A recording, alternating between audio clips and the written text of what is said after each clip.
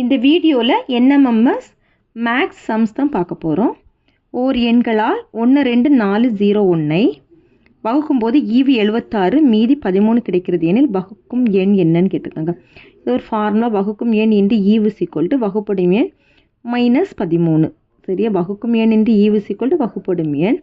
இப்போ வகுப்படும் எண் என்னது? 12401 மைனஸ் 13. சரி, இப்போ இதை கழிச்சோம் அப்படின்னா 12388 வருது. இப்போ எதால் வகுக்கணும் அப்படின்னா அந்த 76ஆல் ஈவால் வகுத்துட்டோம் அப்படின்னா ஆன்சர் என்னென்னா 163.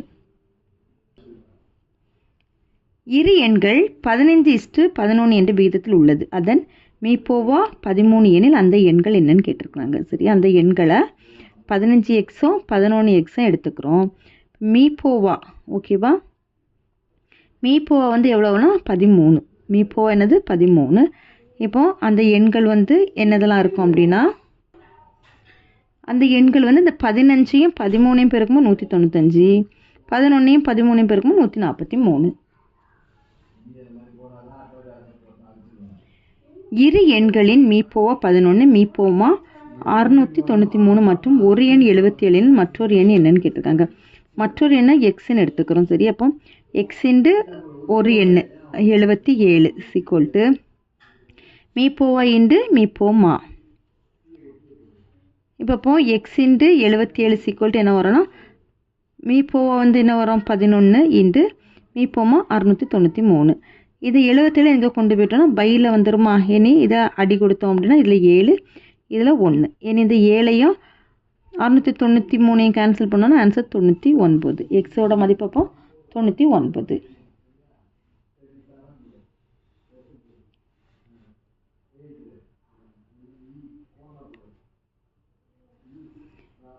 இரு எண்கள் 3:4 என்ற விகிதத்தில் உள்ளது. மீப்போவா 4 எனில் மீப்போமா என்ன அப்படின்னு கேட்டிருக்காங்க. சரியா?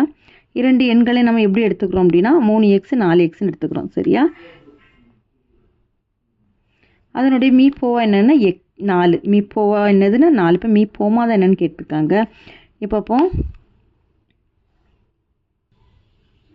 மீப்போ வந்து 4 தந்திருக்காங்களா? இப்போ 3x = 4x equal to மீப்போவா 4x. ஓகேவா? இப்போ இதை பெருக்கணும் அப்படின்னா 12x ஈக்குவல் டு 4xன்னு கிடைக்குது. இந்த 12ஐயும் 4ஐயும் பெருக்கணும் என்னது? ஆன்சர் 48. அப்போ அதனோட மீச்சமாக என்னதுன்னா 48. அடுத்து 2/4 பெருக்கல் 3/5 பெருக்கல் 5/3 என்ற எண்ணின் இரட்டை காரணிகளின் எண்ணிக்கை என்னன்னு கேட்டிருக்காங்க. சரியா? இப்போ மொத்த காரணிகளோட எண்ணிக்கைன்னு பார்த்தீங்கன்னா இது 4 இருக்குது. அப்போ 4 + 1 5 + 1 3 + 1 4 1 கூட்டினா 5 பெருக்கல் 5 1 கூட்டினா 6 பெருக்கல் 3 1 கூட்டினா 4. இதை பெருக்கும்போது 120. இதில் ஒற்றை காரணிகள் என்னென்னா 5 + 1 3 + 1 அதை கூட்டும்போது 6 × 4 அதை வந்து பெருக்குனா 24. இரட்டை காரணிகள் வந்து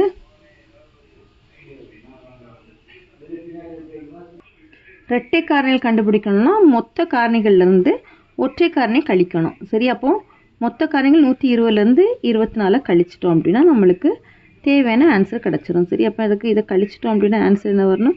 96. அடுத்தது முதல் 10 பகா எண்களின் வீச்சு. முதல் 10 பகா எண்களோட வீச்சு கண்டுபிடிக்கிறோம். முதல் பகா எண் என்னது? 2. 10வது பகா எண் என்னது? 29. வீச்சு கண்டுபிடிக்க ஃபார்முலா என்னது? L - S. 29லேருந்து 2 கழிச்சிட்டோம்னா 27. அவ்வளோதான் இந்த வீடியோ. தேங்க்யூ.